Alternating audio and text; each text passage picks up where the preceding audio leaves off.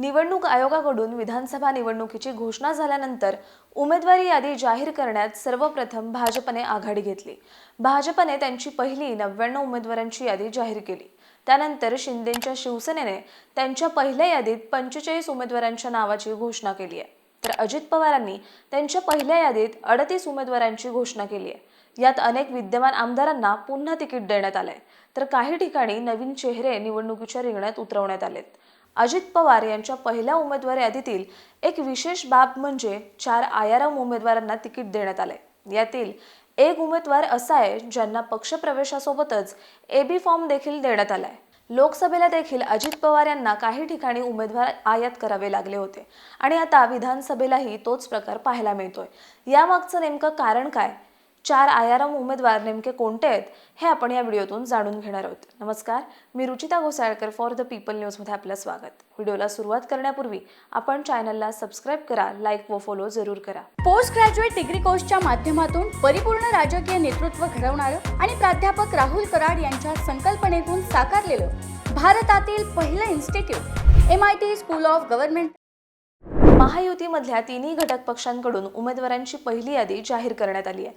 भाजपच्या पहिल्या यादीत जवळपास बऱ्यापैकी विद्यमान आमदारांना संधी देण्यात आली आहे, तर बंडावेळी एकनाथ शिंदे यांच्यासोबत गेलेल्या आमदारांना पुन्हा तिकीट देण्यात आले, तर अजितदादांच्या राष्ट्रवादीकडून 4 आयारामांना तिकीट देण्यात आले। काँग्रेसच्या सुलभा खोडके आणि हिरामण खोसकर तसंच भाजपकडून भरत गावित आणि माजी मंत्री राजकुमार बडोले यांनी अजित पवारांच्या राष्ट्रवादीत प्रवेश करत आमदारकीचं तिकीट मिळवलंय। काँग्रेसच्या सुलभा खोडके या अमरावती विधानसभा मतदारसंघाच्या विद्यमान आमदार आहेत। त्यांनी 2019 ची विधानसभा निवडणूक काँग्रेसकडून लढवली होती, परंतु त्यांनी नुकताच अजित पवारांच्या राष्ट्रवादीत प्रवेश केला असून त्यांना एबी फॉर्मही देण्यात आलाय। हिरामण खोसकर हे इगतपुरी विधानसभा मतदारसंघाचे विद्यमान आमदार आहेत।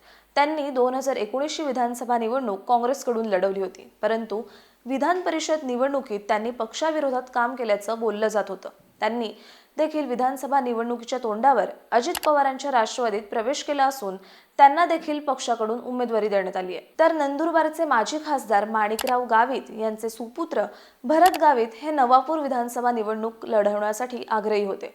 यासाठी त्यांनी भाजपकडे उमेदवारीची मागणी देखील केली होती, मात्र उमेदवारी मिळत नसल्याचे लक्षात येताच त्यांनी भाजपला रामराम करत राष्ट्रवादीत प्रवेश केल्याचं बोललं जात आहे। अर्जुनी मोरगाव विधानसभा मतदारसंघाचे राष्ट्रवादी काँग्रेसचे विद्यमान आमदार मनोहर चंद्रिकापुरे यांना पक्षाकडून डावलण्यात आले। त्यांच्याऐवजी राष्ट्रवादीत नुकताच प्रवेश केलेल्या राजकुमार बडोले यांना संधी देण्यात आली आहे। पण आपण जर या विधानसभा मतदारसंघातील 2019च्या विधानसभा निवडणुकीचा निकाल पाहिला तर राष्ट्रवादी काँग्रेसच्या मनोहर चंद्रिकापुरे आणि भाजपच्या राजकुमार बडोले यांच्यात लढत झाली होती। यावेळी मनोहर चंद्रिकापुरे यांनी 718 मतांनी राजकुमार बडोले यांचा पराभव करत विजय खेचून आणला होता। मनोहर चंद्रिकापुरे यांना 72,400 मतं मिळाली, तर राजकुमार बडोले यांना 71,682 इतकी मतं मिळाली, परंतु त्यांना पक्षाकडून तिकीट न मिळाल्याने ते नाराज असल्याचं बोललं जात आहे। त्यांनी काँग्रेसच्या विजय वडेट्टीवार यांची भेट घेतली असल्याची माहिती समोर आली आहे। त्यामुळे आता मनोहर चंद्रिकापुरे काय भूमिका घेणार हे लवकरच स्पष्ट होईल। तर लोकसभा निवडणुकीत देखील अजित पवारांकडून आयारामांना संधी देण्यात आली होती। लोकसभा निवडणुकीत महायुतीत अजित पवारांच्या राष्ट्रवादीने 5 जागांवर निवडणूक लढवली होती। यात धाराशिव लोकसभा मतदारसंघ हा अजित पवार यांच्या राष्ट्रवादीला सुटणार होता। त्यामुळे पूर्वाश्रमीचे राष्ट्रवादीचे नेते आणि भाजपचे विद्यमान आमदार राणा जगजितसिंह पाटील यांच्या पत्नी अर्चना पाटील यांनी राष्ट्रवादी काँग्रेस अजित पवार गटात प्रवेश केला। प्रवेश करतानाच प्रदेशाध्यक्ष सुनील तटकरे यांनी त्यांना धाराशिवमधून उमेदवारी जाहीर केली होती। ठाकरेंच्या शिवसेनेचे ओमराजे निंबाळकर यांच्या विरोधात त्या लोकसभा निवडणूक लढल्या, ज्यात त्यांचा पराभव झाला।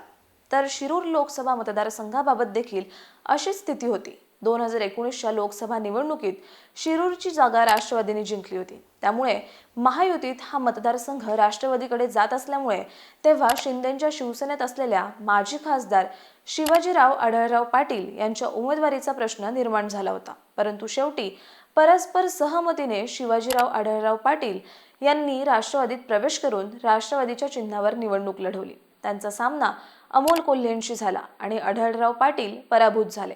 आता विधानसभेला देखील लोकसभेप्रमाणेच अजित पवारांकडून आयारामांना संधी दिली जाते।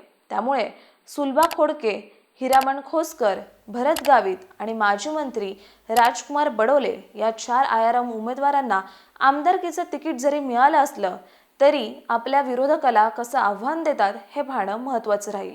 तुम्हाला या 4ही आयात उमेदवारांविषयी काय वाटतं ते कमेंट करून सांगा. व्हिडिओ आवडल्यास लाईक करा आणि फॉर द पीपल न्यूजला फॉलो करायला विसरू नका. धन्यवाद.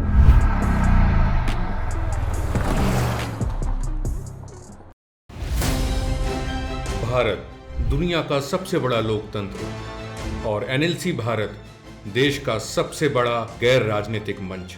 शक्तिशाली लोकतंत्र के लिए राहुल कराट का सार्थक कदम.